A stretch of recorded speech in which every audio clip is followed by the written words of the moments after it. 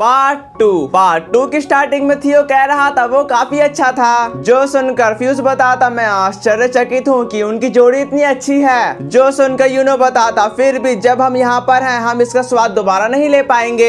जिस बात पर निजुको कहने लगी ये इसका आखिरी था। जो सुनने के बाद फ्यूज कहने लगा था हाँ लेकिन उस एनकोवी सूप से भी कुछ बेहतर है और प्रिंसेस द्वारा चुनी गई हरी सब्जियां बेहतर होती है। ये बात को सुनकर अकीरा सोच रहा था मैंने पहले भी जंगली साग खाया है। फिर उनको बताता लेकिन मुझे यकीन है कि तुम्हारे किंगडम की हरियाली लाइट में नहीं हुई है और हमने जो अभी खाया उसका टेस्ट उससे बेहतर होना चाहिए। उसकी ऐसी बातों को सुनकर आयरिस ने कहा चलो चले अब हम जंगली सब्जियां ढूंढते हैं। इसके बाद यहाँ सीन शिफ्ट होकर एक जंगल की तरफ आ जाता है जहाँ पर वो बड़े दरख्त के नीचे निजुको कह रही थी क्या तुम यहाँ हमेशा आती हो। जिस पर एग्री करने के साथ आयरिस सामा का कहना है हाँ और वो इस एरिया में ज्यादातर उगते हैं। तभी फ्यूज ने कहा ठीक है चलो फिर से शुरू करते हैं। ये बात को सुनकर यूनो कहता है कि अरे क्योंकि हम सब यहाँ पर है तो कंपटीशन कैसा रहेगा, सिर्फ सब्जियां तोड़ना मजेदार नहीं होगा। चलो जोड़ी में डिवाइड होते हैं और फिर देखते हैं कि कौन सबसे ज्यादा सब्जियां तोड़ता है। उसकी ऐसी बातों को सुनकर फ्यूज सोच रहा था जहाँ पर वो कहता इस हर्ब का नाम आयरिस है, इसका मतलब खुशी लेने वाला। इसी की तरह निजुको भी सोच रही थी जहाँ पर वो अकीरा से कहती जरा इसको देखो किंग, और वो दोनों उठपटांग बातें को सोचकर बिना समय गवा इसके लिए तैयार हो जाते हैं। दूसरी तरफ सीमा कह रही थी पर हम टीम को कैसे डिवाइड करेंगे। जो सुनकर यूनो कहता है कि तो तुमको नहीं लगता कि हमें अपने किंगडम के बीच रिलेशन बढ़ाने के लिए जोड़ी बनानी चाहिए। जिस पर आयरिस बताती उससे पहले हमें सब्जियों को चुनते समय तुमको कुछ बातों का ध्यान रखना होगा। अगर उनको ठीक से तोड़ा ना जाए तो उनमें पॉइजन भी हो सकता है, उनका सिलेक्शन भी ठीक से करना होगा। एग्जाम्पल के लिए तुम एंजेलिका सूट्स को ले लो, इस बात को बड़ा ध्यान से सुनना। इन दरख्तों की नोकों पर स्प्राउट्स होते हैं तो उनको बड़ा ध्यान से तोड़ना होगा, लेकिन स्प्राउट्स काफी लंबे हो जाते हैं तो वो काफी कड़वे होते हैं, इसलिए इसको तोड़ते समय सावधानी बरतो। फिर वो उनको एक और हर्ब के बारे में बताती, तुम उन्हें जड़ से ऐसे मोड़ो और वो निकल गया। साथ ही साथ वो उनको हर्ब के बारे में अच्छी तरीके से बताती। ये हर्ब फ्लावरिंग फार्म बेकेन फिडलडेयस चाइव्स इसी तरह के यहाँ पर हर्ब उगते हैं। अगर तुम कुछ और देखते हो उसके बारे में तुम नहीं जानते कि उसे कैसे तोड़ना है और वो खाने योग्य है या नहीं तो तुम्हें उसके बारे में मुझसे पूछना होगा। तभी इस मौके का फायदा उठाने के लिए यूनो सीमा को अपनी जोड़ी बनाने को कहता है। ये बात को सुनकर सीमा कहते कि तुम अचानक इतने फैमिलियर होने की एक्टिंग क्यों कर रहे हो। जिसके जवाब पर यूनो कहने लगा इससे हमारी दोस्ती और भी गहरी होने में मदद मिलेगी। वो बात को सुनकर सीमा बलस करते हुए उसको बताने लगी मैं तुम्हारे साथ काम करने के लिए एक्साइटिंग हूँ। इसी के साथ उनका कंपटीशन भी शुरू हो जाता है जहाँ पर थियो और अकीरा एक साथ काम कर रहे थे। तभी उनको एक हर्ब दिखाई दिया लेकिन उनको मालूमात नहीं थी कि उसको खाया जाता है कि नहीं, इसलिए वो आयरिस से पूछते हैं। जिसको देखकर आयरिस बोलती है स्टिल वह इसको उबाल कर खाया जा सकता है, इसे पत्तों के ठीक नीचे से ऊपर खींचो और ये टूट गया। जो देखकर उन दोनों को जलन हो रही थी सबसे ज्यादा फ्यूज को हो रही थी क्योंकि उसने अपनी सोट को पकड़े हुए था।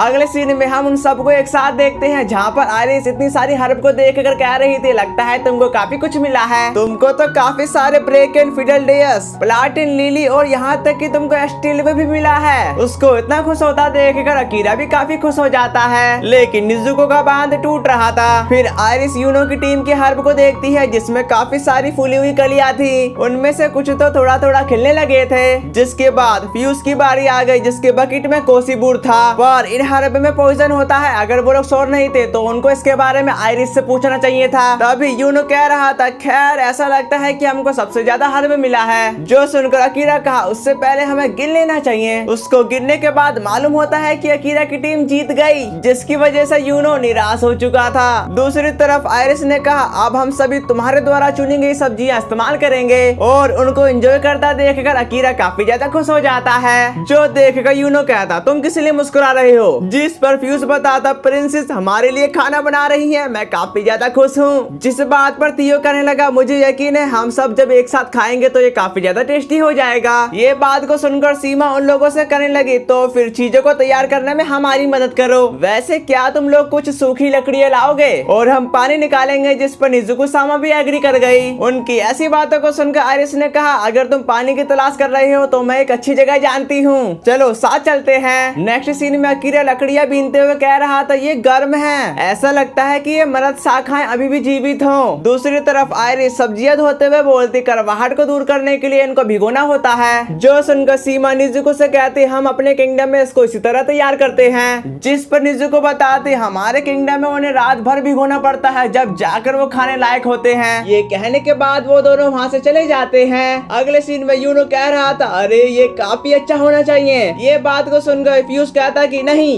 ये अभी काफी नहीं है, हमें कम से कम इतना तो चाहिए वरना आग तुरंत बुझ जाएगी। जबकि अकीरा को याद आता है हमारे साथ थियो भी था, पर वो कहाँ चला गया। जो सुनने के बाद यूनो कहने लगा, जब तुमने इसकी बात कही है पर मेरे को नहीं पता कि वो कहाँ चला गया। जिस पर फ्यूज बताने लगता है वो कहीं अकेला चला गया। जो कहने के बाद वो तीनों उसकी तलाश करना शुरू कर देते हैं, पर उनको वो कहीं नहीं दिख रहा था। उसी वक्त अकीरा को आयरिस दिखाई देती है, जो देखकर वो थियो को उसके बारे में बताने ही जा रहा था, लेकिन उसका पैर एक पत्थर से टकरा गया, जिसकी वजह से वो गिरता है, साथ ही आयरिस को भी अपने साथ ले जाता है। पर अकीरा बाहर आते के साथ आयरिस से कह रहा था थियो मिल नहीं रहा, जिस बात पर आयरिस कहने लगी, अगर तुम थियो की तलाश कर रहे हो तो वो तो पहले ही वापस जा चुका है, क्योंकि उसने ढेर सारी लकड़ियां पहले ही इकट्ठा कर ली थी। तभी उसकी मुलाकात नेजुको और सीमा से हो जाती है, इसलिए वो उनके साथ चला गया। लेकिन अकीरा आयरिस को ऐसा देखकर वो पीछे मुड़ते हुए तुरंत माफी मांगने लगा। उसकी ऐसी हरकतों को देखकर आयरिस अपने आप पर गौर करती है कि वो भीग चुकी है और उसकी ड्रेस की हालत कुछ ठीक नहीं, इसलिए वो ये देखकर काफी ज्यादा शर्म आ जाती है। पर वो बाहर निकलते हुए बताती, तुम्हारे अंदर थियो की चिंता दिखाई दे रही है। लेकिन आयरिस उसकी ऐसी हरकतों को देखकर ब्लश करते हुए कहती, चलो अब अपने आप को सुखा लो। अगले सीन में यूनो और फ्यूज को थियो, सीमा और निजुको के पास मिल जाता है। कुछ देर बाद वहाँ पर आयरिस और अकीरा भी आ गए, पर फ्यूज उन दोनों को एक साथ देखकर काफी ज्यादा जेलसी फील कर रहा था। तभी निजुको उनकी मदद करते हुए बताती, अब हमें इसे शुरू करना चाहिए। इसी के साथ उन लोगों ने सब्जियां काटी, आग जलाई, साथ ही साथ अकीरा और आयरिस एक साथ खाना बना रहे थे। खाना बनाने के बाद वो सारे खाने को काफी अच्छे तरीके से एंजॉय करते हैं, लेकिन अकीरा की नजर बार बार आयरिस की तरफ जा रही थी, जो देखकर निजुको को काफी ज्यादा गुस्सा आ रहा था। पर वो खाने पर अपना गुस्सा नहीं निकालती और वो लोग खाने को काफी मजे से खा रहे थे। गाइस, यहाँ से वॉइस थोड़ी अलग हो सकती है क्योंकि मेरा माइक खराब हो गया था, इसलिए मैंने एक नया माइक ऑर्डर करा है। और काफी लोग कह रहे होंगे कि वीडियो काफी ज्यादा लेट है, पर मैं क्या ही कर सकता हूँ, इसलिए मैं आपसे वीडियो को जल्दी लाने की कोशिश करूंगा। अब कहानी की तरफ बढ़ते हैं। इसके बाद यहाँ सीन शिफ्ट होकर एक प्लेस की तरफ आ जाता है, जहाँ पर यूनो कह रहा था, प्रिंसेस के चालाक सर्वेंट जो बिना किसी कारण के वापस आने को ऑर्डर दे देते हैं। लेकिन अकीरा की नजर सिर्फ प्रोजेनिटर रूम्स की तरफ थी। तभी फ्यूज ने कहा, तुम किस बारे में बड़बड़ा रहे हो या अपने आप में बात कर रहे हो। जो सुनकर यूनो कहा, ओ नाइट कमांडर, तुमसे मिलकर अच्छा लगा, क्या तुम मेरे लिए चिंतित हो। जिस पर फ्यूज बताता, मैं काफी ज्यादा चिंतित हूँ कि तुम नीचे काम कर पाओगे कि नहीं। साथ ही साथ फ्यूज ने यूनो के लिए चमकदार सोड का इंतजाम भी करवा दिया था और उन वॉरियर के हाथों में अकीरा की सोड भी थी। ये देखकर यूनो ना खुश होते हुए बोलता, तो पहले एक ट्राइब एग्रीमेंट। जिस पर फ्यूज ने कहा, लापरवाह मत बनो। तभी यूनो ने कहा, मैंने तुमसे क्या कहा था, क्या ये काम करेगा। जिसके बाद उन दोनों ने अपनी अपनी सोड को अपने पास रख लिया। साथ ही साथ यूनो कहता है कि क्वीन ऑफ लाइट को आखिरी बार अलविदा कहना ही चाहिए। अगले सीन में हम निजुको की फ्लाइंग शिप का सीन देखते हैं, जहाँ पर लाइट वर्ल्ड की सब्जियां रखी जा रही थी, जबकि निजुको कह रही थी, मैं अब और भी ज्यादा अकेली हो जाऊंगी, लेकिन मैं किंग को उसके साथ अकेला नहीं देख सकती,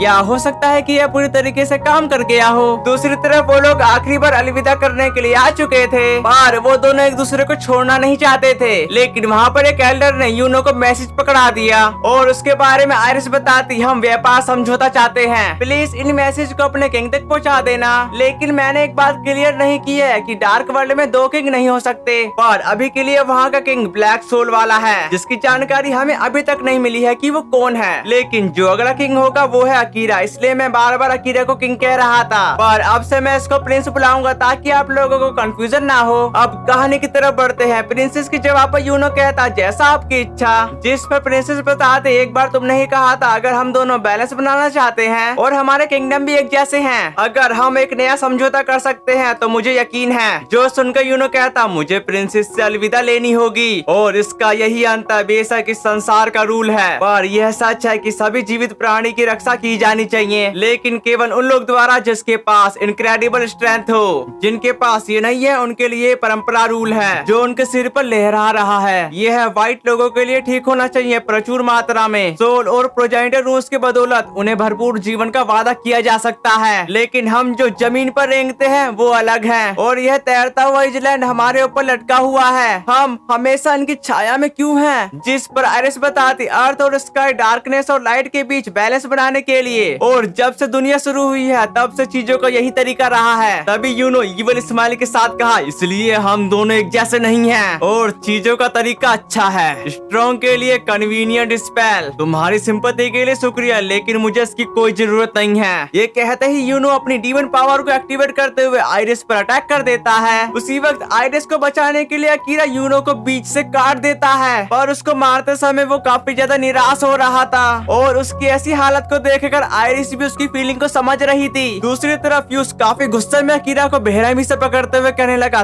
तुम जंगली, तुम लोग इंसान नहीं हो। साथ ही साथ वो उसको मारने भी लगता है। मारने के दौरान कहता, मैंने देखा है कि तुम्हारा किंगडम कैसे काम करता है। मैं कितना बड़ा निकम्मा था जो तुम दोनों पर भरोसा कर रहा था। अगर तुम ऐसा ही चाहते हो तो मैं तुम्हारे अस्तित्व को ही मिटा दूंगा, और जहाँ पर तुम कुत्तों की तरह रेंगते हो उसका तहस नहस जरूर होगा। और उसको इतनी बेरहमी से मार खाता देखकर आइरिस भी उसके लिए कुछ भी नहीं कर पा रही थी, पर वो उसको काफी धीरे से रुकने के लिए कहती है। लेकिन वो लोग अकीरा को बांधते हुए काट कोठली की तरफ ले गए, पर उससे पहले फ्यूज बोलता, बाद में मैं तुमसे मिलूंगा। जिसके बाद सीमा और एल्डर आइरिस को वहाँ से ले जाने लगे। अगले सीन में निजुको लाइट किंगडम की सब्जियां पकड़ते हुए कहने लगी, जब मैं यहाँ पर दोबारा आऊंगी तो उनके लिए कुछ स्पेशल होगा। उसी वक्त एक गार्ड आते के साथ कहता, ऐसा लगता है कि मैसेंजर को गिरफ्तार कर लिया गया है। उसकी ऐसी बातों को सुनकर निजुको कहती, तुम्हारा क्या मतलब है? जिस पर चौथा गार्ड बताता, मैं रीजन नहीं जानता। तभी निजुको ने कहा, तो फिर उन दोनों का क्या हुआ? उसी वक्त वहाँ पर नाइट भी आ गए, जो देखकर वो गार्ड बिना समय गवाए फ्लाइंग शिप को चालू कर देता है। फिर हम शाम का सीन देखते हैं जहाँ पर फ्यूज पछताते हुए कह रहा था, हमारे किंगडम के बीच फ्रेंडशिप, अरे यार मैं पागल हूँ। उसकी ऐसी हालत को देखकर सीमा बताती है, ठीक है, क्योंकि हम आइरिस को बचाने में कामयाब रहे। ये बात को सुनकर फ्यूज भड़कते हुए बोला, ये ठीक कैसे है? पर वो माफी मांगते हुए कहता, सीमा थियो, मुझे अब और समझ में नहीं आ रहा, क्या बैलेंस का मतलब विरोध है और नाइट इंटरनेटी तक लड़ने के लिए तैयार हैं? अगर हाँ तो क्या प्रिंसेस? जिस बात पर थियो कहने लगा, ऑल इंटरनेटी, तुमने अभी तक इनका एक्सपीरियंस नहीं किया होगा तो इसके बारे में चिंता क्यों करे? कौन इंटरनेटी तक जिंदा रहा है? कल मेरी पड़ोस के बच्चे से लड़ाई हो गई, लेकिन वो लड़ाई हमेशा के लिए नहीं चलेगी। ये बात को सुनकर तुम मुझ पर गुस्सा हो जाओगे, लेकिन क्या बड़े लोग ऐसा नहीं करते? जिसके जवाब पर फ्यूज उसको बताने लगा, लेकिन तुमको एक दिन इसके बारे में जरूर पता चलेगा। अगले सीन में आइरिस कह रही थी, अर्थ पर ब्लैक स्काई में व्हाइट बैलेंस के साथ डीमन को एक दूसरे से क्यों लड़ना चाहिए? प्रोजेनिटर रूल्स इस संसार की रीत है कि डार्क और लाइट एक दूसरे से नफरत रखें। शायद मैं उस नफरत के आगे टिक नहीं पाऊंगी।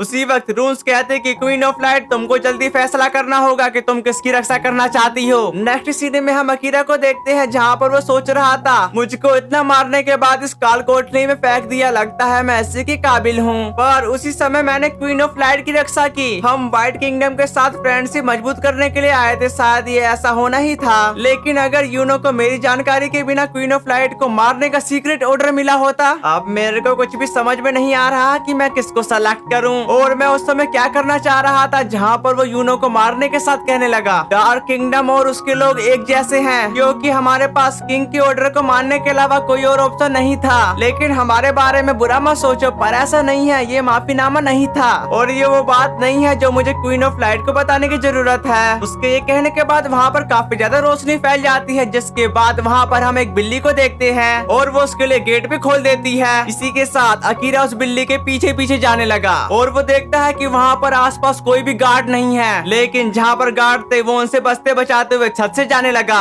लेकिन यह सफर उसके लिए काफी ज्यादा लंबा था, पर वो वहाँ पहुँच जाता है जहाँ पर उसको जाना था। साथ ही साथ हम वहाँ पर अकीरा की वो दो सूट भी देख पाते हैं। यहाँ तक पहुँचने के बाद वो व्हाइट बिल्ली एक प्रोजेनिटर रूम्स में बदल जाती है, जिसके अंदर आइरिस कैद थी, जो देखकर अकीरा उस क्रिस्टल को छू लेता है, जिसकी वजह से वो क्रिस्टल टुकड़ों टुकड़ों में बिखर गया और आइरिस गिरकर अकीरा की बाहों में समा गई। और वहाँ पर कुछ देर आराम करने के बाद आइरिस को होश आ जाता है। तभी वो अपने सामने अकीरा को देखकर काफी ज्यादा खुश हो जाती है। साथ ही साथ वो उसका हाथ भी पकड़ चुकी। इसी के साथ वहाँ पर काफी बढ़िया रोमांटिक माहौल क्रिएट हो जाता है, जबकि आइरिस कह रही थी, जब हम इस तरह हाथ जोड़ते हैं लेकिन हम एक दूसरे को सपोर्ट कर सकते हैं और फिर भी लाइट ही सब कुछ नहीं है, इसलिए हम दोनों मिलकर एक बैलेंस क्रिएट कर सकते हैं। जिस पर अकीरा गहरी सांस लेते हुए बताता, मैं तुमको बचाऊंगा। ये कहते ही वो आइरिस को अपने गले लगा लेता है, फिर कहता, मेरी भी यही इच्छा है, अगर इससे हमारे दोनों किंगडम के लोग खुश होंगे तो मैं तुमको सपोर्ट जरूर करूंगा, यहाँ तक कि हर जगह। और मैं चाहता हूँ कि तुम फॉलो करो वो रास्ता जिस पर तुम विश्वास करती हो। और मैं तुमको एक बात बताना बताना चाहता हूँ, मैं सक्सेसर हूँ, king of darkness, the Prince of darkness. जो सुनकर आयरिस कहती कि हाँ मैं ऐसे फील कर सकती थी।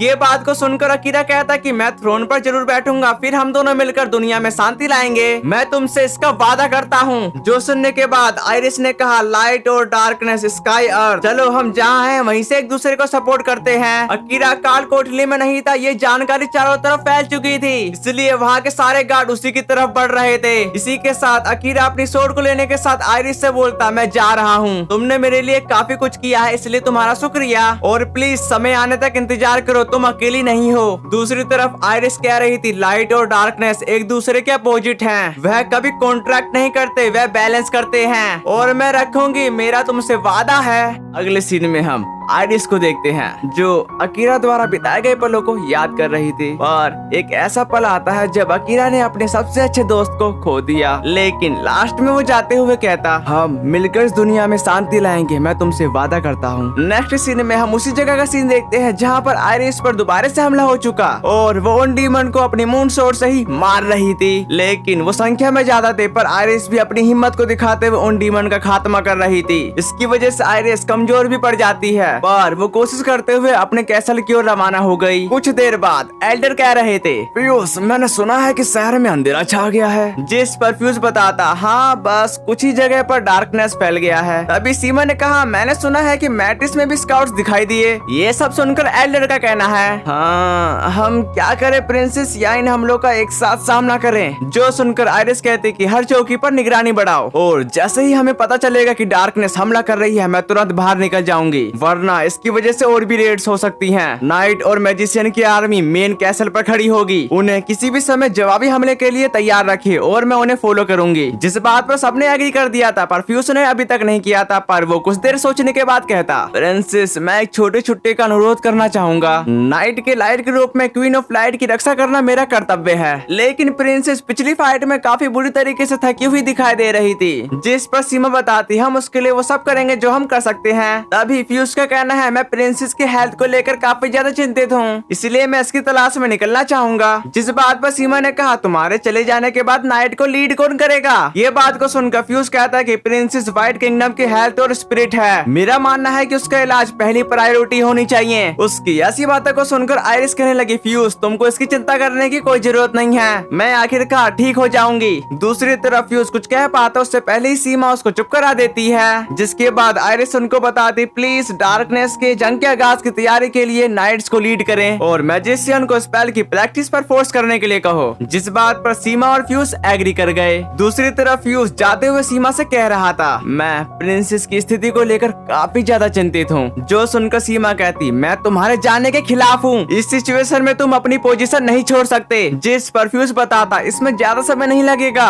और मेरे चले जाने के बाद तुम्हें नाइट के बारे में कोई चिंता करने की जरूरत नहीं होगी। तभी सीमा का कहना है लेकिन कमान को कौन संभालेगा। जिस पर फ्यूज ने कहा तुम करोगी सीमा। ये बात को सुनकर सीमा कहती कि क्या ये मजाक है, क्या तुम मुझसे यह उम्मीद रखती हो कि मैं चारों ओर सोर्ड चला सकती हूँ। ऐसी बातों को सुनकर फ्यूज बोलता तो क्या मुझे थियो से पूछना चाहिए। दूसरी तरफ सीमा फ्यूज से कहने लगी प्रिंसेस इसकी कभी भी परमिशन नहीं देगी, इसके अलावा तुमने उसे ठीक करने का क्या प्लान बनाया है। और फ्यूज उसको उसके बारे में कुछ भी नहीं बताना चाहता, इसीलिए सीमा नाराज होते हुए उसको बताती प्लीज किसी भी जल्दबाजी वाले एक्शन से बचो। ये कहते ही वो वहाँ से चली जाती है। उसकी ऐसी बातों को सुनकर फ्यूज सोच में पड़ गया। फिर हम रात का सीन देखते हैं जहाँ पर अलांटिया कह रहा था मैं देख सकता हूँ कि प्रिंसेस की हालत कुछ ठीक नहीं है। जिस पर एग्री करने के साथ फ्यूज अलांटिया को बताता मैंने सोचा है कि तुम शायद कोई रास्ता जानते होंगे। तभी अलांटिया ने कहा मैं एक रास्ता जानता हूँ लेकिन वो खतरनाक हो सकता है। और जब मैंने देखा था प्रिंसेस बाम के साथ फाइट करने के कारण काफी ज्यादा थकी हुई नजर आ रही थी,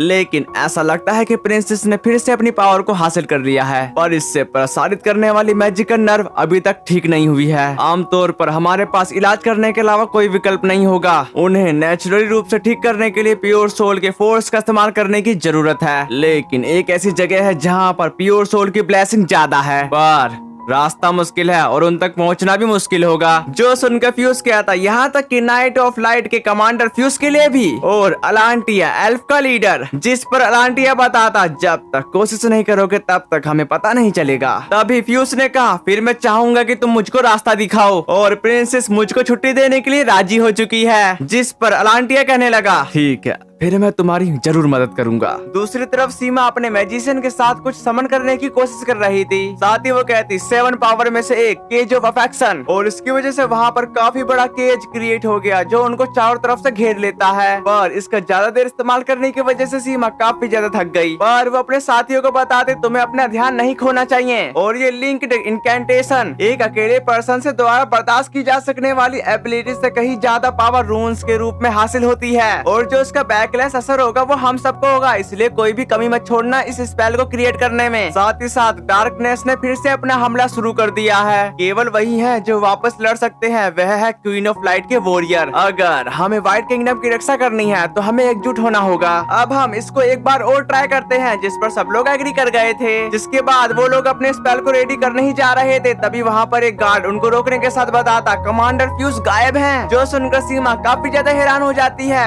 अगले सीन में सीमा आयरिस से कहने लगी वो क्या है ना फ्यूज।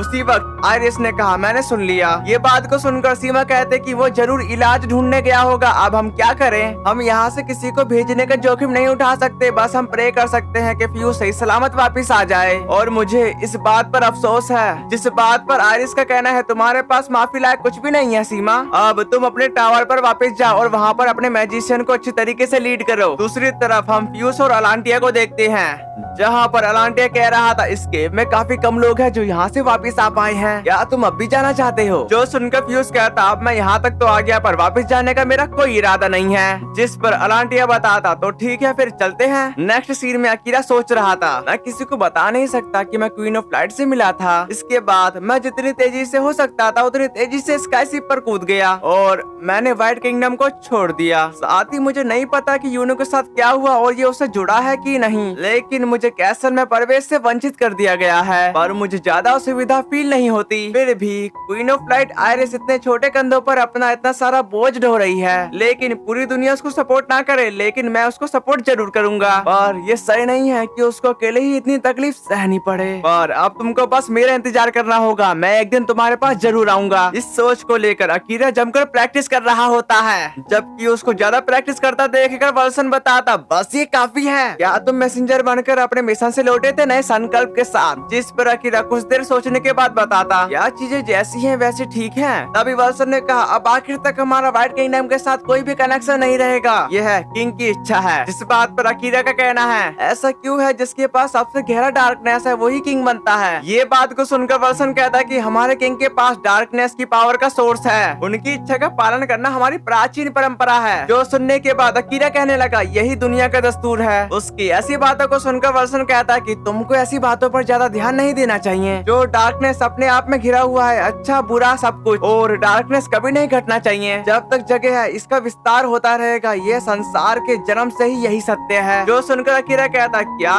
कभी किसी ने इस पर सवाल उठाया। जिस तरह अब ब्लैक और व्हाइट, लाइट और डार्कनेस, पक्के तौर पर अब इसे कौन कह सकता है कि ये सही तरीका है। जिस पर वल्सन बताता किंग भी शायद यही सोच रहे हो। तभी अकीरा ने कहा मैं आश्चर्यचकित हूँ, शायद खत्म करना और जीतना यह तो और भी बुरा है। अगर डार्कनेस हर चीज को ढक ले तो यह पूरी दुनिया शांत हो जाएगी, लेकिन शायद ये महज एक धोखा है। जिस बात पर वल्सन कहने लगा सबसे आगे सोचना, लीड करना, परिणाम दिखाना किंग की ड्यूटी है। अनुमान के आधार पर फ्यूचर जजमेंट देना मेरी जगह नहीं है, और मुझे पता है जब तुम्हारा देना है उस रास्ते के लिए मेरा इस्तेमाल करना जिस पर तुम विश्वास करते हो। ये कहते ही वो दोनों दोबारा से स्वॉर्डमैनशिप की प्रैक्टिस शुरू करने ही जा रहे थे, तभी पीछे से निजुको आते के साथ कहने लगी प्रिंस और मुझे फ्रंट लाइन पर डीमन को खत्म करने का ऑर्डर दिया गया है। जो सुनकर अकीरा कहा क्या ये किंग का ऑर्डर है। जिस पर निजुको बताती हाँ किंग ने कहा कि वह नॉर्मल आर्मी के लिए काफी ज्यादा पावरफुल है। अगले सीन में हम ब्लैक आर्मी का सीन देखते हैं जिनको वल्सन लीड कर रहा था, लेकिन वो उससे पहले किंग से मिलने के लिए चला जाता है। जहाँ पर पहुँचने के साथ वल्सन कहता है कि किंग आर्मी ऑर्डर में है। ये कहते ही वल्सन वहाँ से चला गया। उसके जाने के बाद किंग कहता कि यदि लाइट और डार्कनेस छिपा हो, लेकिन एक बार फिर डार्कनेस के साथ समान रूप से मुलाकात हो तो ये आसानी से बुझ जाएगा। नेक्स्ट सीन में निजुको कह रही थी मैंने सुना है कि वो यहीं पर दिखाई दिए थे।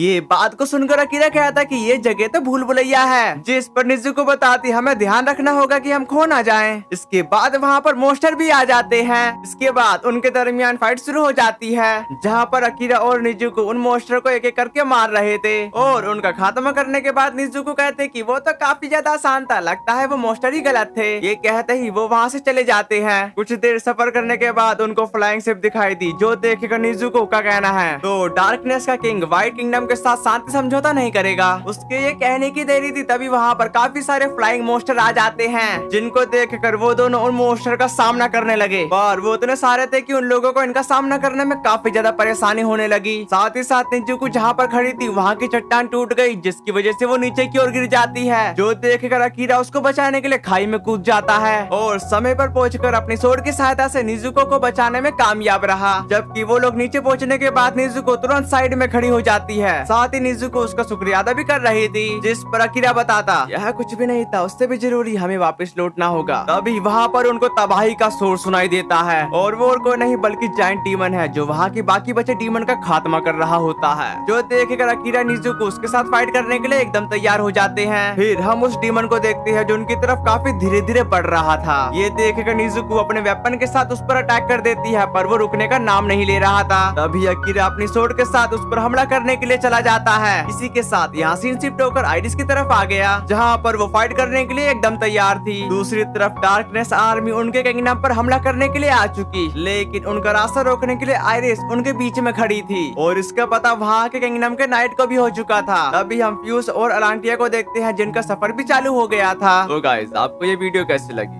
मेरे को पता है मेरी वॉइस काफी ज्यादा बेकार होगी, पर मैं जल्दी ही इस नई माइक के साथ एडजस्ट हो जाऊंगा। आप बस मेरे को सपोर्ट करते रहें। तो मिलता हूँ नेक्स्ट वीडियो में, तब तक के लिए सायोनारा।